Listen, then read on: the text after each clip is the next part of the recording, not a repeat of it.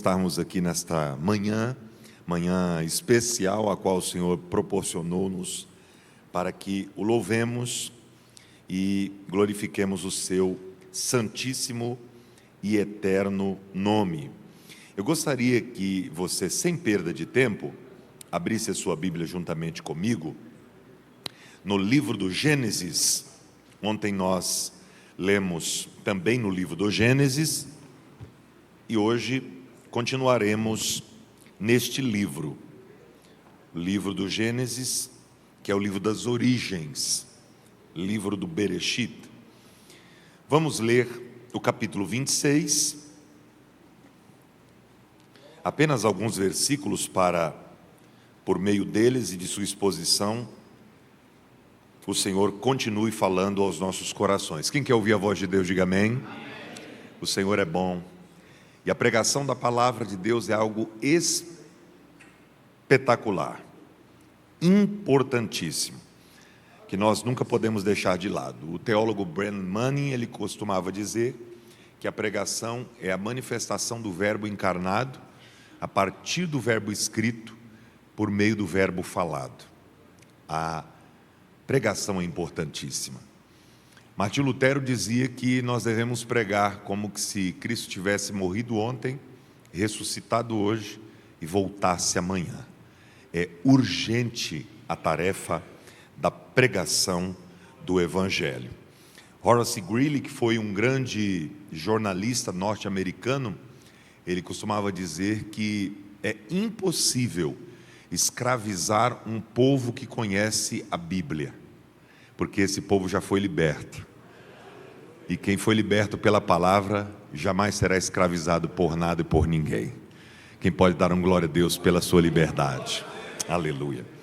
Queridos irmãos, vamos ler então, lembrando aos irmãos, como foi muito bem dito aqui pelo pastor Marcelo Pantoja, nós ainda temos alguns exemplares dos nossos livros de escatologia bíblica. Então os irmãos que amam estudar as profecias relacionadas ao fim dos tempos, arrebatamento, grande tribulação, as duas testemunhas, os 144.000, o período da segunda vinda de Cristo, Gog e Magog, as batalhas finais. Quem gosta de estudar sobre o milênio, como será esse processo, esse período do milênio, o juízo final, o estado eterno, o estado intermediário, para onde vão aqueles que morrem com Cristo, salvos, para onde vão aqueles que morrem sem Cristo, ímpios, e tudo isso está no livro, são quase 400 páginas, tá? Tem 16 ali, pastor, 16, eu espero que você não deixe eu levar nenhum para casa, tá bom? Em nome de Jesus. Pastor Marcelo, muito obrigado mais uma vez, meu amigo, por nos receber aqui, o senhor, a sua digna esposa. Deus continue vos abençoando poderosamente, toda a família, todos os obreiros, nosso querido pastor Rubens, que tem nos acolhido aqui, nos auxiliado. Deus abençoe os irmãos. É sempre uma alegria estar aqui nesta igreja tão alegre, tão vibrante, onde o povo de Deus serve ao Senhor com alegria. Vamos ao texto. Quem achou Gênesis 26 pode dizer um sonoro amém. Está escrito assim, versículo 1: E havia fome na terra, além da primeira fome, que foi nos dias de Abraão. Por isso foi-se Isaque a Abimeleque, rei dos filisteus, em Gerar. E apareceu-lhe o Senhor. Quem lhe apareceu? O Senhor. O Senhor lhe apareceu e disse: Não desças ao Egito, habita na terra que eu te disser. Peregrina nesta terra, e serei contigo, e te abençoarei, porque a ti e a tua semente darei todas estas terras, e confirmarei o juramento que tenho jurado a Abraão, teu pai. Vamos ler o versículo 12. E semeou Isaque naquela mesma terra, e colheu naquele mesmo ano, 100 medidas. Em outras traduções, 100 vezes mais. Em outras traduções, o cêntuplo, porque o Senhor o abençoava. Quem o abençoava? O Senhor. Se você puder, tome o seu assento, esteja à vontade. Só não esqueça de dar glória a Deus. Crente pentecostal dá glória a Deus, e dar glória a Deus é de graça, né? Muito bem. Queridos irmãos, o texto que nós lemos, indiscutivelmente, É um dos textos mais emblemáticos e pujantes das páginas áureas do Antigo Testamento, tendo em vista que quem inspira o escritor do Gênesis é o Espírito Santo. Portanto, estamos falando com um texto sagrado, estamos lidando com uma escritura santa no mais estrito sentido da palavra. O que é interessante, queridos irmãos, é que Isaque é um dos patriarcas mais importantes da Bíblia. Ele é filho de Abraão. Abraão é o pai da fé.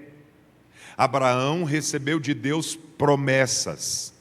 E uma das promessas que Abraão recebeu foi a do nascimento de Isaque.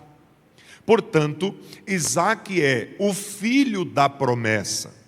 Está debaixo de uma promessa. Então nós temos aqui algo muito interessante. Duas vertentes desta promessa. Ele não é apenas filho da promessa. Ele está debaixo de uma promessa, como nós acabamos de ler. Vejam que o texto no versículo 1 revela-nos que havia uma fome exagerada, exacerbada naqueles dias. Não confunda fome com desejo de comer. Uma coisa é você ter vontade de comer e ter o que comer. Outra coisa é você ter fome, passar por um período de fome. Passar pelo período de fome significa dizer, as pessoas tinham desejo de se alimentar e não tinham alimento para isso. Era uma sequidão gigantesca, generalizada. Não havia chuva. Não havendo chuva, não há como você plantar e nem colher. Então havia uma fome gigantesca. E nesse período, humanamente falando, como qualquer pessoa inteligente que era, Isaque desejou ir aonde havia abundância de alimento, ao Egito. Israel fica ao norte, o Egito fica ao sul de Israel. É só descer. E como diz o ditado popular brasileiro, para descer qualquer santo ajuda. Então, Isaque pensou, bom, se aqui não tem alimento e eu preciso sobreviver, se aqui eu estou vivendo uma sequidão, e no Egito tem o rio Nilo, que é o maior rio do mundo, existe água em abundância, eu vou descer simplesmente, claro que essa deve ser a vontade de Deus. Percebam que às vezes nós discernimos a vontade de Deus de forma equivocada. Nós achamos que os nossos cálculos, que a nossa lógica, que a nossa coerência humana, intelectual, consegue dar lugar à vontade de Deus. E nem sempre é assim. Porque a vontade de Deus, ela pode ser a mais difícil, a mais complexa, mas ela é sempre a melhor. A gente pode não compreendê-la, não entendê-la, mas é aquela que Deus colocou e reservou para a nossa vida, sempre visando a nossa edificação. Então ele tem uma ideia, vou descer ao Egito. Só que nesse ínterim, a Bíblia diz que o Senhor lhe apareceu. Irmãos, essa expressão é fortíssima. O Senhor apareceu a Isaque. Para quantas pessoas Deus apareceu? A Bíblia foi escrita num período aí de cerca de 16 séculos aproximadamente. Conte nos dedos as pessoas para quem Deus apareceu. Deus apareceu para Isaque, quando ele estava tomando a mais importante decisão da sua vida. Deus lhe apareceu e disse: Isaque, sua decisão, ela é lógica, ela é coerente, ela é inteligente, mas não é a minha vontade. Fica na terra que eu te disser. Não desças ao Egito. Irmãos, olhe para cá. Descer ao Egito é a decisão mais correta humanamente falando. É a lógica imperando. É a visão humana. Ficar em Gerar, na sequidão, num período de fome, é puramente fé. Oh, glória a Deus! é o que nós precisamos para o próximo ano. Muita fé, porque a fé rompe barreiras, a fé nos coloca no lugar que Deus quer que nós estejamos. Então, em nome de Jesus, receba a fé nesta manhã, porque o Senhor acrescenta a tua fé. Fica no lugar. Irmãos, nós precisamos de fé, confiar em Deus em meio a circunstâncias adversas. Irmãos, pensem comigo, você acha que Isaac não orou? Ele era crente, sim ou não? Ele era crente, ele aprendeu com Abraão, o pai dele é o pai da fé. Você acha que ele não orou dizendo assim: Senhor, manda chuva, já que eu vou ficar aqui, envia água? E Deus não enviou. Quantas vezes a gente ora a Deus para Ele mudar as circunstâncias e Ele não muda? E a gente fica sem entender nada. E eu aprendi uma coisa na caminhada, pastores. E quando a gente ora a Deus pedindo que Ele mude as circunstâncias em nosso favor e Ele não muda, é porque Ele está usando as circunstâncias para nos mudar.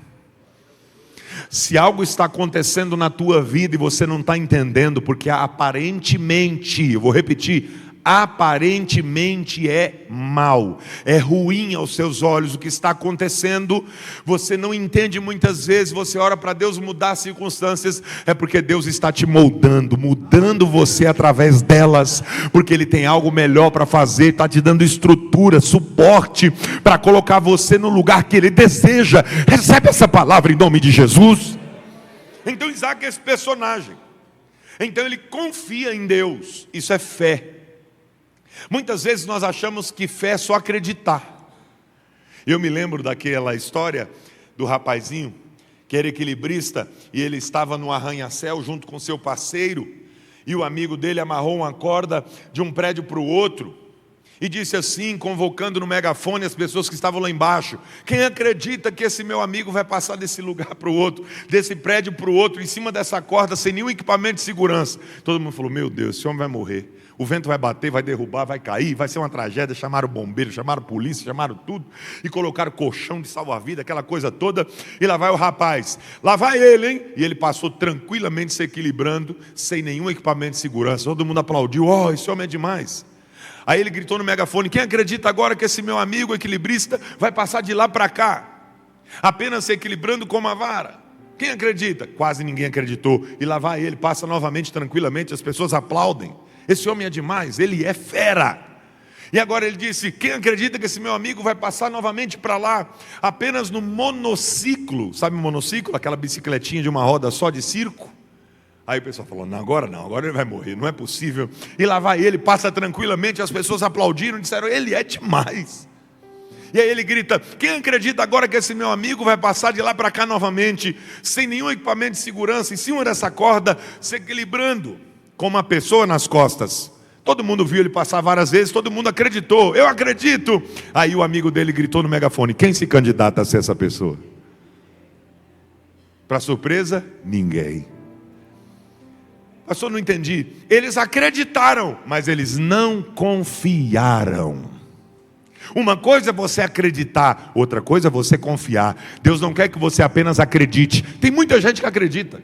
Você passou o ano inteiro acreditando nas pregações, nas palavras proféticas que saíram deste púlpito, mas talvez você não tenha confiado. E é aí que está o detalhe da vida. Se você acreditar e não confiar, não vai fazer efeito. Mas a vida é feita de fé. E a fé é essa crença que não só tem como base acreditar, mas confiar.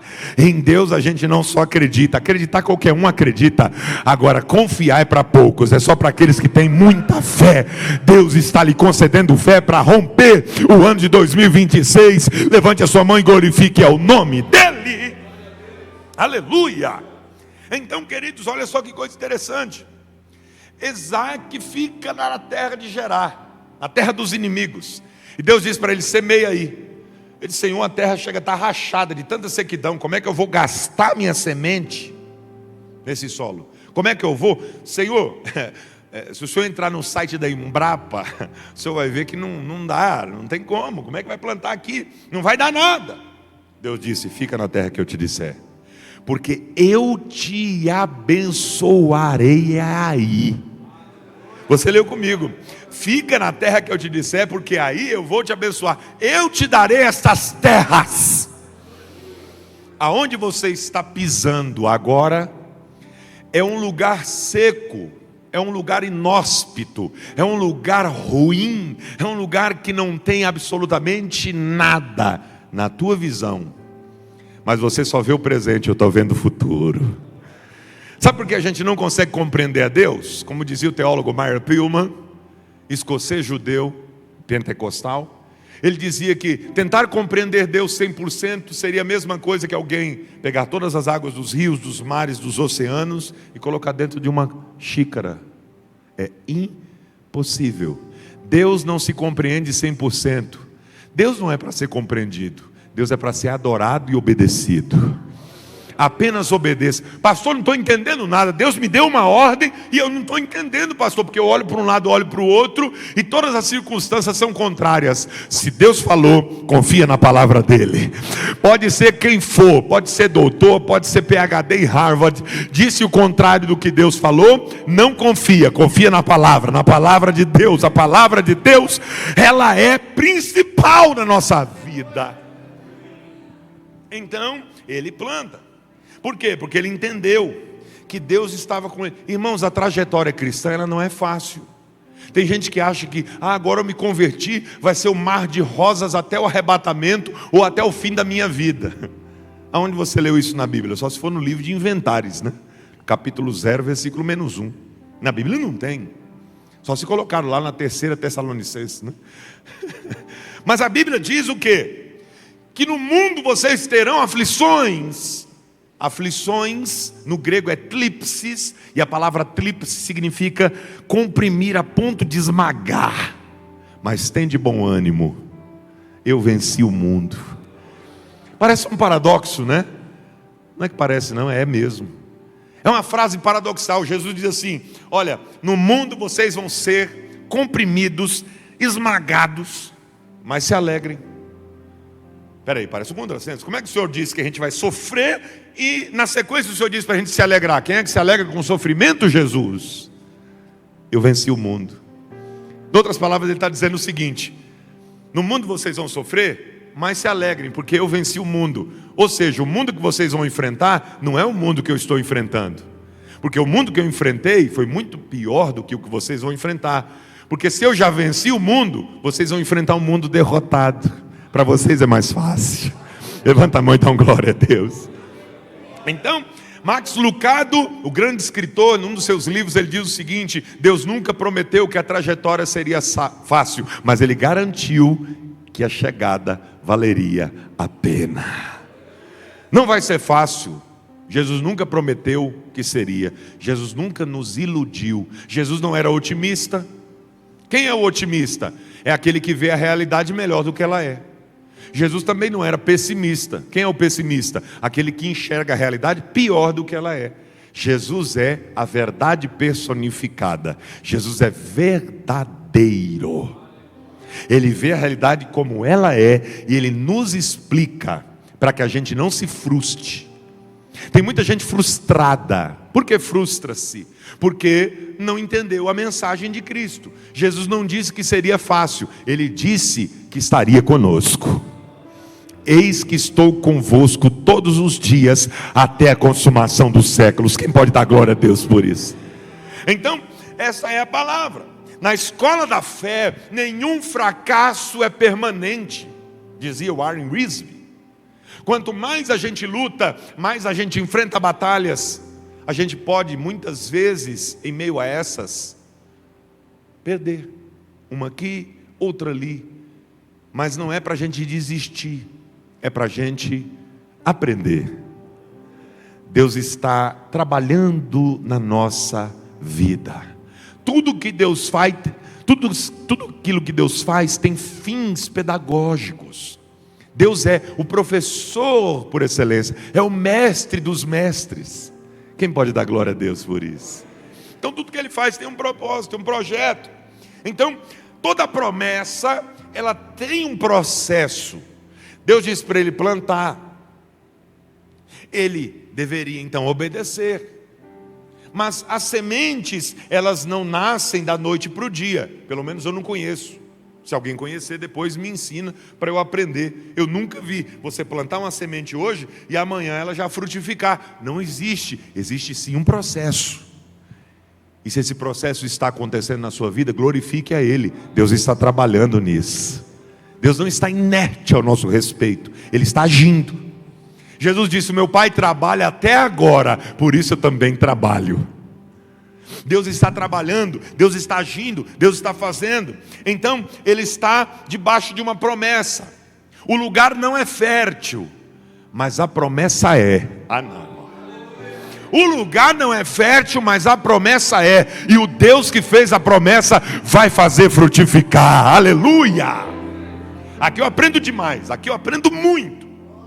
Porque qual é o lugar mais fértil do planeta, pastor Rodrigo? Alguém vai dizer, é o crescente fértil naquela região ali do Egito, que engloba Israel e tal.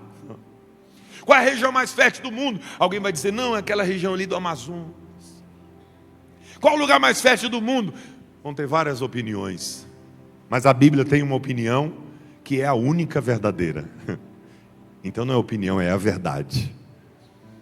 O lugar mais fértil do mundo é o centro da vontade de Deus.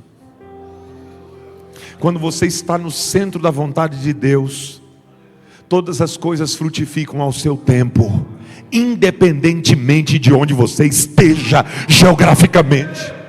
Porque aqui nós estamos falando não de geografia apenas, estamos falando de espiritualidade, de vontade divina, de chamado, de promessa. Oh glória, eu estou sentindo Deus ferver o meu coração nessa palavra. Recalamaia cheia, blunha, mas rebeca.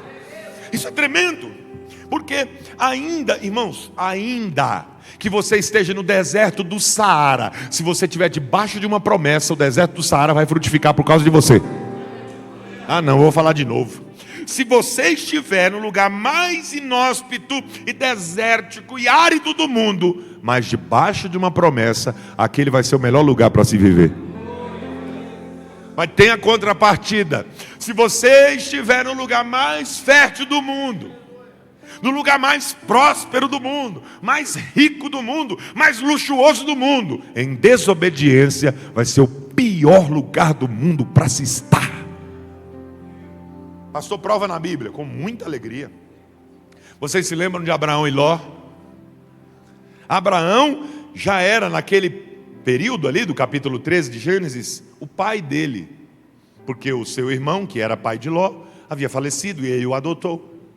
Então ele não é só tio, ele é pai. E eles cresceram, eles prosperaram muito.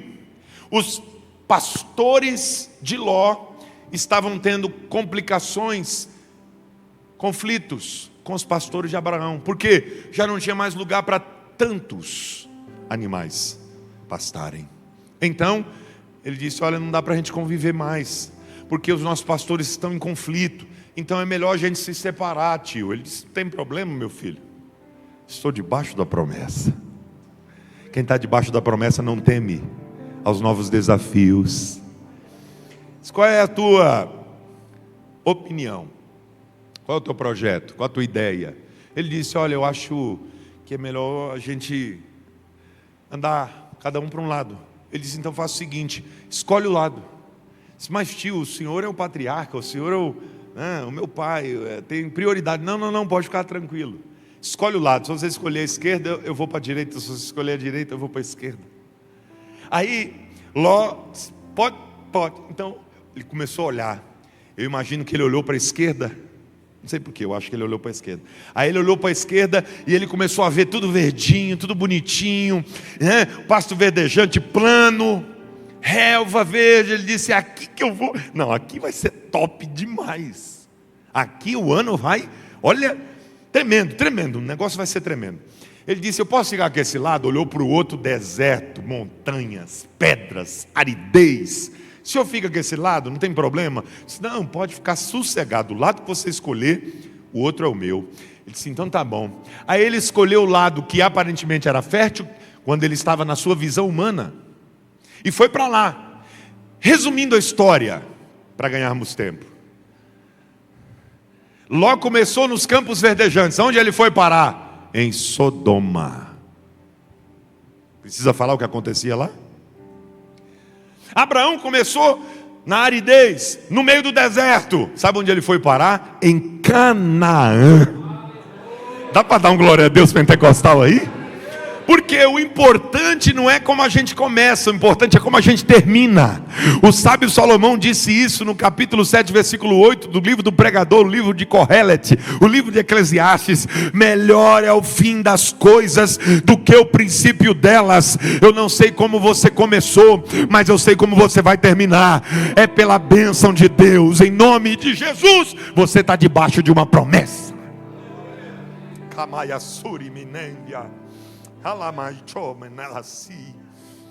Então, quando você está, irmão, se você estiver em desobediência, você vai para o manancial de águas vivas e ele se torna deserto por tua causa. Lembra de Jonas? Ele entra no navio em desobediência. Meteorologicamente não era para ter tempestade naquele dia, mas Jonas atraiu a tempestade, porque estava desobedecendo. Quem sofreu? Ele e quem estava em volta. Cuidado para não desobedecer a voz de Deus. Você não vai sofrer sozinho. Quem tiver à tua volta vai ter as consequências da tua desobediência, principalmente a tua casa, a tua família, teu ministério, aqueles que estão sendo liderados por você. Agora, se você estiver debaixo da obediência, você vai para o deserto, e o deserto vira manancial por causa de você. Sabe por quê? Porque o crente, ele não é influenciado pelo lugar, mas ele influencia o lugar onde está. Quando você chega em um lugar, você o influencia pela presença de Deus e a unção do Espírito que está sobre você. Quem acredita nisso, diga glória ao Senhor. Então, não é uma questão assim tão, nossa, é muito místico isso. Não. É a unção do Espírito. É a influência do caráter cristão onde você chega. Quando você pisa a planta dos seus pés em um lugar, debaixo da promessa de Deus, aquele lugar é totalmente transformado por você. Porque Deus faz assim. Percebam as coisas que acontecem. Eu estive pregando no Nordeste recentemente. Eu estava lá no deserto mesmo, no sertão nordestino, na região do Maranhão. E aí a gente fazia projetos missionários dali. E o irmão que estava me conduzindo pela estrada de chão, de terra, ele disse: pastor, você está vendo aquele casebrezinho lá longe, no meio do mato? Eu disse: estou vendo. Você está vendo que tem uma torre ali? Uma torre de telefonia? Eu disse: estou vendo. Ele disse: deixa eu te contar um testemunho para edificar a tua fé. Eu digo: conto, porque bênção tem que ser contada. Ele disse: o irmão que é o dono daquele terreninho, daquele casebre ali, ele trabalha com reciclagem. Pode ver que é 2x2, né? Um cômodozinho ali. E ele é um senhor, um ancião. E ele é muito simples, muito pobre, mas ele é o mais fiel da igreja. É o membro mais assíduo da igreja. Ele não perde um culto, é o primeiro a chegar e o último a sair. É fiel em tudo, inclusive nos dízimos, nas ofertas. Toda a arrecadaçãozinha que ele vende lá no ferro velho e tudo, na reciclagem, ele traz a ofertinha dele, traz o dízimo dele, com muita alegria. Ninguém precisa falar nada com ele. E aí o que Deus fez na vida deste homem? Olha só, ele não tem família, ele não tem ninguém, ele vive sozinho, ele e Deus, no meio do deserto ali. E aí o que aconteceu? Um belo dia ele está ali trabalhando, chega um carro importado, bem bonito, para ali na frente, descem dois homens altos, bem vestidos, elegantes, com aparência de estrangeiros, e dizem: o senhor mora aqui? Ele disse: sim. O senhor poderia vir aqui para conversarmos? E ele veio. Ele disse: essa casa é sua? Esse terreninho aqui? Ele disse: é, sim senhor. Ele disse: é o seguinte, nós somos representantes de uma das maiores empresas de telefonia do Brasil e do mundo, e nós queremos comprar este lugar. Eu disse: por quê? Ele disse: porque nós já passamos por todos os lugares, fizemos o teste em todos os lugares aqui da região, e o único lugar que está dando sinal para a nossa antena é onde você está. Irmão, isso aqui é demais. no meio do nada. É só Deus para fazer isso. Ele disse: quanto você quer no terreno? Ele disse: eu não quero nada, eu não vendo isso aqui por nenhum dinheiro. Senão, o senhor não está entendendo. Eu vou dizer outra vez, nós somos representantes de uma das maiores empresas de telefonia do mundo. Dinheiro não é o problema, o senhor dá o preço, a gente paga e pronto. Ele disse: também não é o problema o dinheiro. Esse lugar aqui foi Deus que me deu, eu não saio daqui por nada. Isso agora complicou. Aí começaram a conversar: deixa eu dar uma licença. Foram lá, fizeram uma reunião rápida e disseram: realmente ele não vai vender, o homem está irredutível. Eu nunca vi isso na vida. Um homem pobre desse não quer vender esse lugar. Poxa vida, mas vamos lá. Então faz o seguinte: só aluga. Ele disse: opa, aí mudou o papo. Alugar eu alugo. Aí deram um preço. O senhor quer, só aceita esse preço? Era 10 vezes mais do que ele recebia. Ele disse: aceito. Então pronto. Fechou o negócio e ele passou a ser um dos crentes mais prósperos da igreja. Sabe o que é isso? Não é o lugar que influencia o crente, é o crente que influencia o lugar. Aí a gente fica preocupado, irmãos, como eu vi crentes desconfiarem da palavra de Deus nesses últimos anos. Como eu vi até obreiros dizendo assim: não, agora não dá mais, agora complicou tudo, agora o Brasil já era, agora acabou, olha a Bolsa de Valores, olha o governo X, o governo Y, não sei quem, olha o STF, olha o dólar, olha a política internacional, e não, vou ter que ir embora daqui, Quem está debaixo da promessa, confia na promessa. Independente do lugar onde você esteja, Deus vai te abençoar. Se você tiver, como eu morei a minha vida inteira nos lugares mais pobres da zona sul de São Paulo, na periferia da periferia, na favela, e lá Deus me abençoou, lá Deus me fez promessas, lá Deus me vocacionou, lá Deus falou o que ia fazer e está fazendo o que Ele falou que faria. Porque o segredo não é o lugar. A gente coloca muito olhar na geografia e a gente esquece que Deus não trabalha com isso. Deus não precisa de nada e nem de ninguém para fazer o que Ele quer na vida do crente. Eu não estou dizendo que Deus não use pessoas para nos abençoar. É exatamente o contrário. Tudo que Deus faz, Ele faz através de alguém. Mas eu estou dizendo que Deus não necessita de governo, de bolsa de valores, de dólar.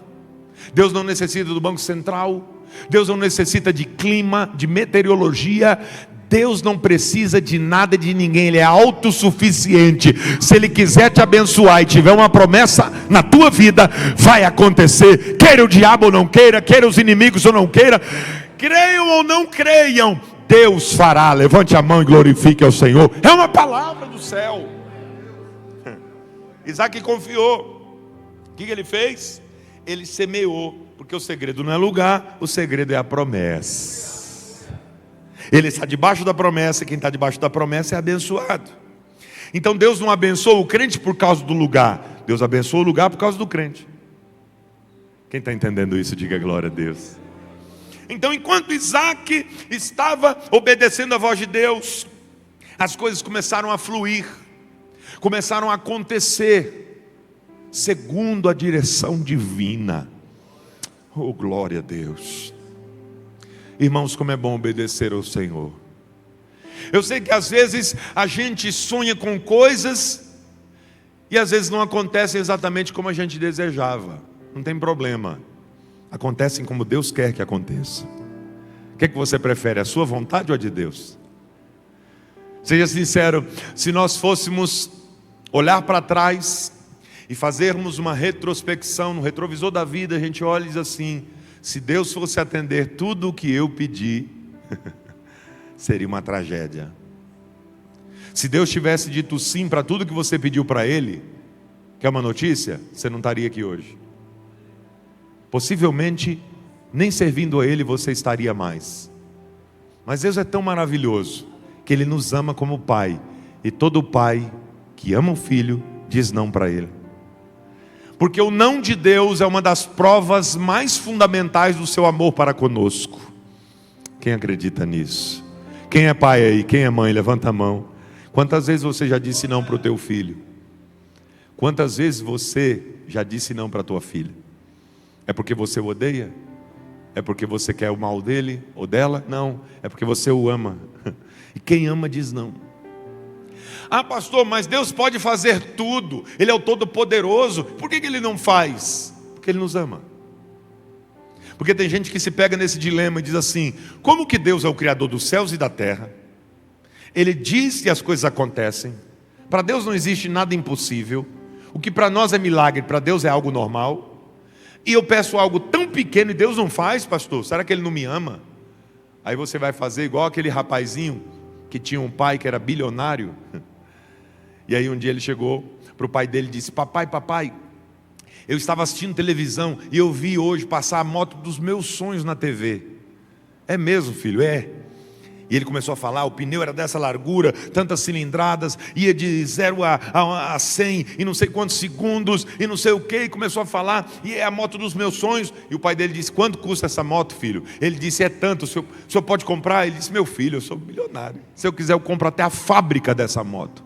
E o menino ficou todo animado: aí que beleza, então quanto que nós vamos lá, papai, comprar? Ele disse: opa, eu não disse que vou, eu disse que posso. Pai, não estou entendendo mais nada agora. O Senhor disse que pode e não vai? Não. Mas o Senhor disse que me ama todos os dias. Eu não estou entendendo. O Senhor me ama, o Senhor pode e o Senhor não vai? Exatamente. Por quê? Porque eu te amo. Quantos anos você tem? Ele disse: eu tenho 12. Ele disse: se eu te der essa moto eu te mato. Você não tem maturidade e nem capacidade e nem preparo para ter o que você está me pedindo. Com Deus é infinitamente superior naquilo que a gente pensa, pede, clama.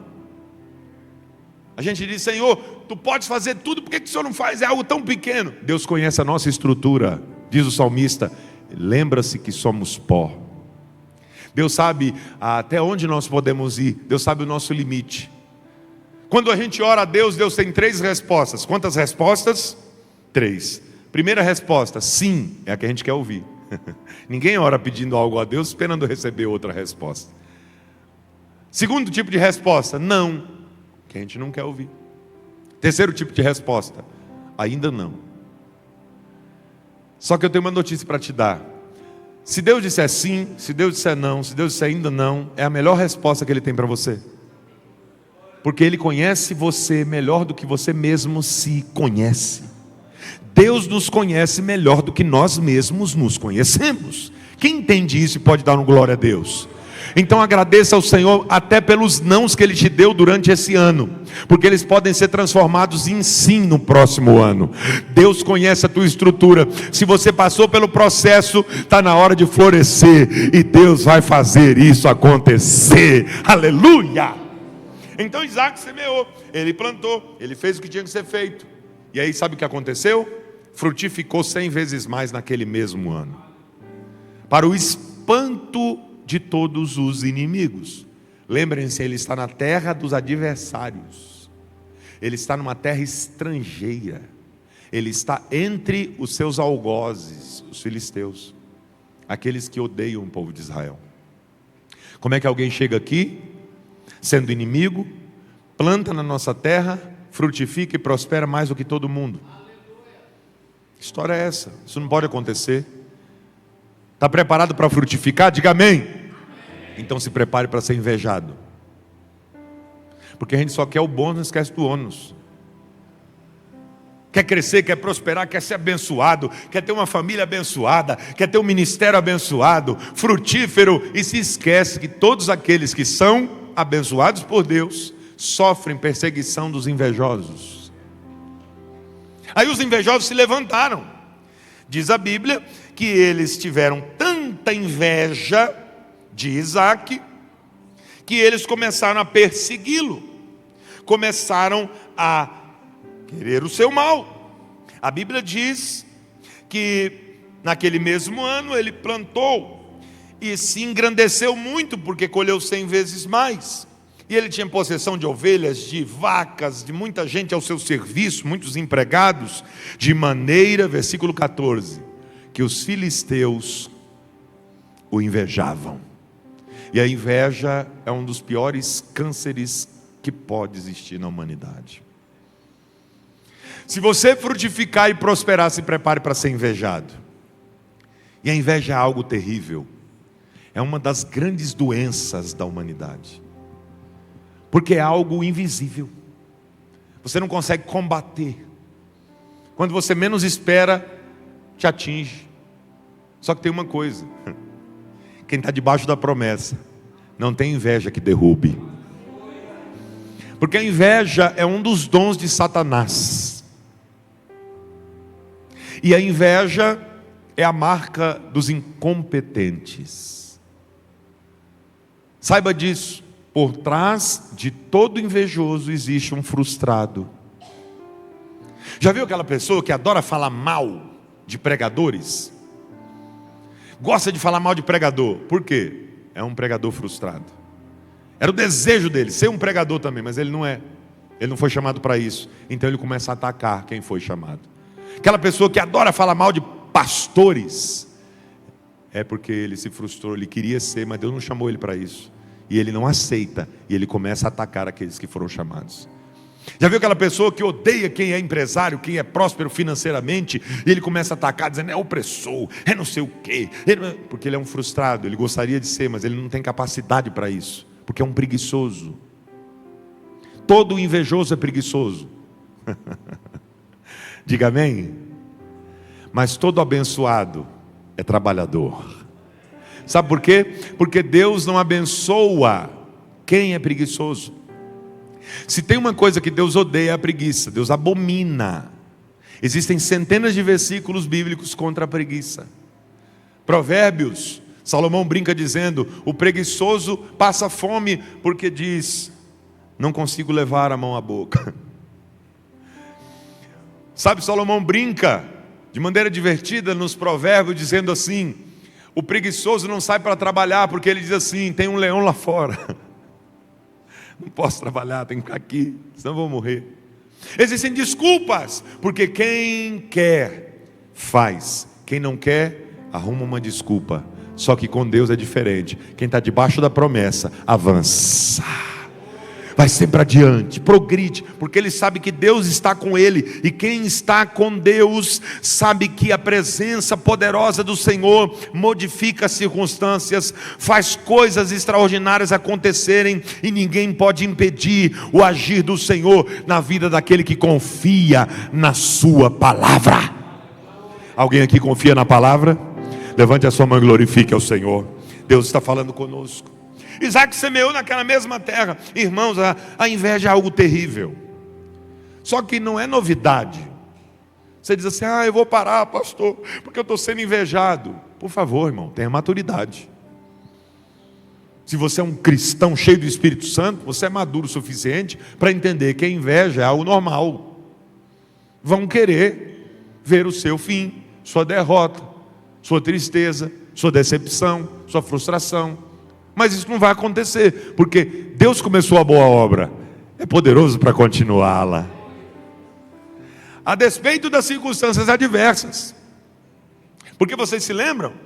Foi assim com José. Os próprios irmãos tinham inveja dele, porque viram que ele era escolhido, que ele tinha uma promessa.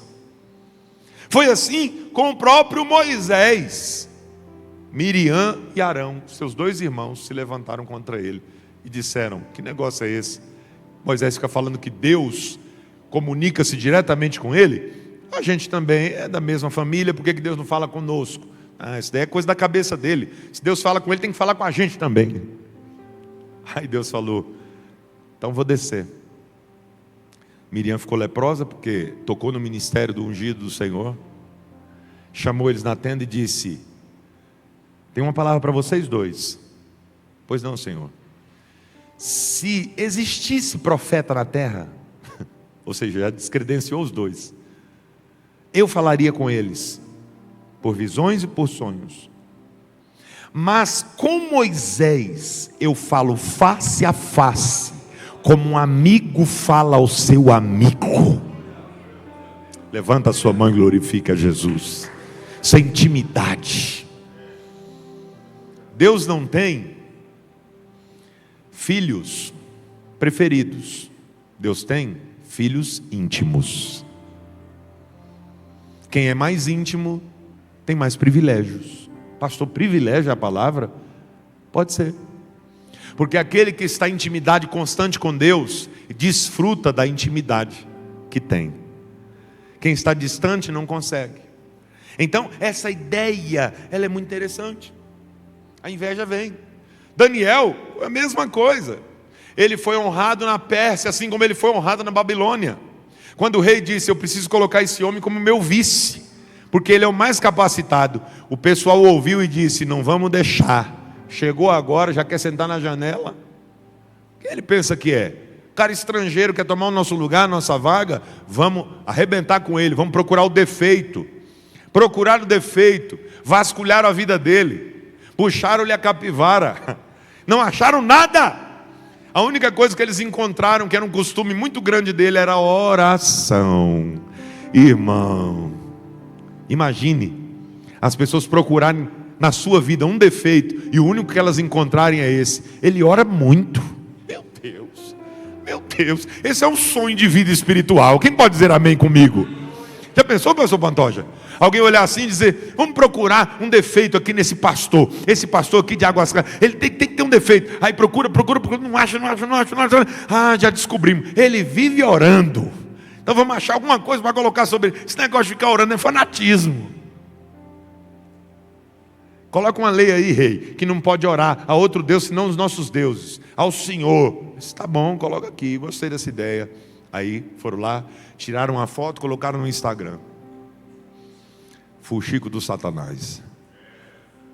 Aí ó, tá lá, Daniel tá desobedecendo as leis. Ah, poxa vida, e agora? Gostando de Daniel, vou ter que colocar ele na cova, não tem problema. Quem está debaixo da promessa passa pela cova, passa pela fornalha, passa pelo poço, passa pelas águas, passa pelo fogo, e Deus o faz prevalecer, porque Ele está debaixo da promessa. Vão vir? Vão. Dias maus? Sim. Fogo? Sim. Água? Sim. Inveja? Sim. Então se prepara, porque o ano não vai ser diferente. As pelejas serão muitas, mas as vitórias serão maiores. Porque a vitória é sempre proporcional à batalha.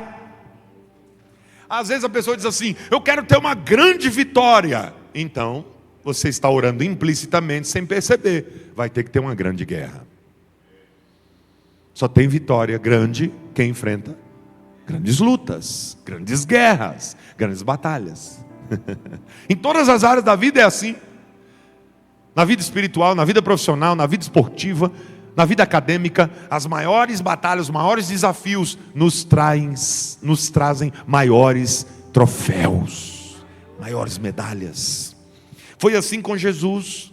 Os próprios irmãos de Jesus não gostavam dele.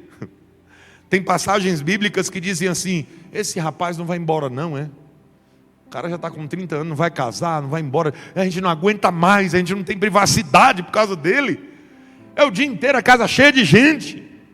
Esse povo pedindo oração, pedindo palavra, pedindo aqui uma mensagem, querendo ser instruída por ele, pedindo oração para ser curado, para receber milagre. A gente não aguenta mais, não tem sossego.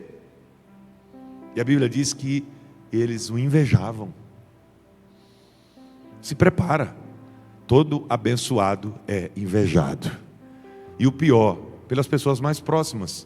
Porque quem está de longe não está vendo o teu sucesso, não está vendo Deus agir na tua vida, então não vai te invejar. Mas tem uma coisa, não é para você odiar aquele que está te invejando, é para você orar por ele e o abençoar também. Porque José foi invejado pelos próprios irmãos, lançado na cova. As mãos que empurraram José para o poço achavam que estavam empurrando para a morte. Só que era Deus usando as mãos dos próprios irmãos para empurrá-lo para o trono. Sabia que tem gente que está achando que está fazendo mal a você e na verdade está te fazendo um bem tremendo? Está te empurrando, achando que vai te derrubar, mas esse empurrão dele, Deus está pegando o impulso e te levando para o lugar que Ele quer te colocar. Fica de pé em nome de Jesus, eu não posso continuar, mas Deus está falando fortemente ao nosso coração, que Ele é aquele que projeta. Então semeie, ainda que seja ilógico, plante, ainda que seja incoerente, ainda que seja absurdo, não tem problema. Se Deus falou, vai acontecer. Se Deus falou vai, vá. Se Deus falou fica, fique. Se Deus falou venha, venha, porque a vontade de Deus é sempre melhor. Eu posso não entender, eu posso não compreender, mas isso não significa que não tenha um projeto. Deus está falando conosco. Levante a sua mão e glorifique ao Senhor. Vem aqui à frente, eu quero orar por você hoje de novo. Vem aqui à frente, rapidinho, para a gente terminar no horário, em nome de Jesus. O grupo de louvor já vai adorar ao Senhor com uma canção maravilhosa. Halamai uide heve a solemai kemin sabe. Emende heve a súbria. Eu sinto Deus nessa manhã. Vem rapidinho. Isso, se aproxima mais, gente. Vocês estão com medo de mim? Eu sou feio, mas eu não mordo. Vem, isso. Glória, oh glória. Se prepare para um ano de bênção, porque você